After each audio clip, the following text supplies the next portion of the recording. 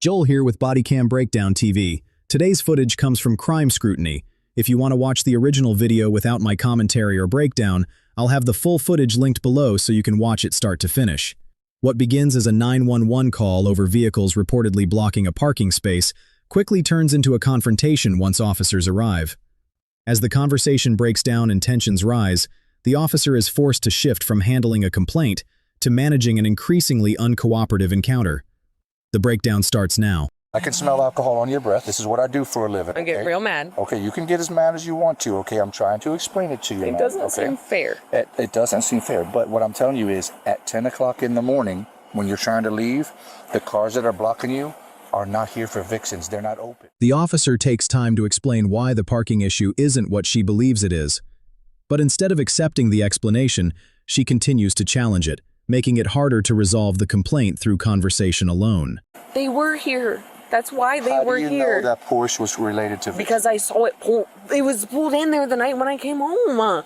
Okay, so how did you get in there if it was here? Okay, so if I park right there and a red Porsche is coming up right here behind me, that came in before me, it blocked me in after I came home and walked and got dinner with my friends and walked home. She's still not accepting the officer's explanation. As long as neither side is moving forward, this environment could become much harder to manage. Like, I live here. I understand that. I live here. I parked my car there. I live here. I have to get out and in. I understand that, ma'am. What I'm saying is... There is a sign that says Arnold's Towing. It's time for you will to start tow letting you. me talk, okay? You want to arrest me? No, what would I want to arrest you for? Nothing, because you have no sense. Leave your car right there. The officer's patience appears to be wearing thin. Whether this stays calm may depend on what she does next. If you get into it, you're going to jail for DUI. We're done. Do it. Have a nice day. What's your name? Have a nice Your day. name. My name Right is Have now. a nice day. Get your fucking hands off of me or you're going to go to jail. Do you understand? Do not put your hands on me. Do not reach for anything. Do you understand? What's your name? Do you want to go to Name. jail? You're not getting it. Name. You're leaving. Name. You're leaving. Your name. Her behavior is becoming more confrontational. If she keeps pushing this further, the officer's next move could change the entire interaction. You are leaving. Officer. You're not getting it. Your name. Don't reach for anything You in are your pocket. touching me? Yeah, because you know what? Turn around. Help! Put your hands behind your back. Put your hands behind your back. Put your hands behind your back. Put your hands behind your back. Stop. Put your hands behind your back. The officer has reached the point where talking is no longer working. As he moves to take her into custody, she immediately begins resisting, making the environment far more difficult to control. Turn over on your stomach. I won't because Nope. everything that you just saw You are was going recorded. to jail. Send me to jail. I have my body sue you. cam on. I'm gonna Everything's- sue. Good. Good luck. Good. I'm gonna sue you. Good luck. What's your name? It'll be on Say your your name. It'll be on your Say arrest your affidavit. name. Will you have him 9-3, I'm say his 10-13. name, I just got a hold of here. till His somebody name and gets his, here. his badge number. She's still resisting, forcing officers to stay focused on gaining control before the struggle becomes even more difficult to manage. Don't move and don't reach for anything. I'm not doing anything. Don't reach for anything. Stop moving. Stop moving. Stop moving.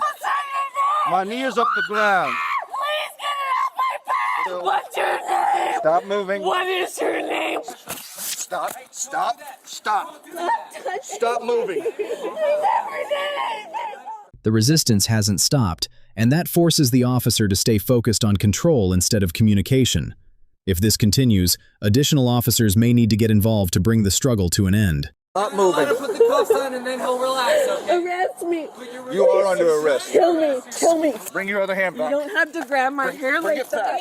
You don't have to shove my arm like that. That's unnecessary force. He literally just grabbed my hair, ripped my head to the side, and then grabbed my arm to the side for no reason. She's finally in handcuffs, but that doesn't always mean the incident is over.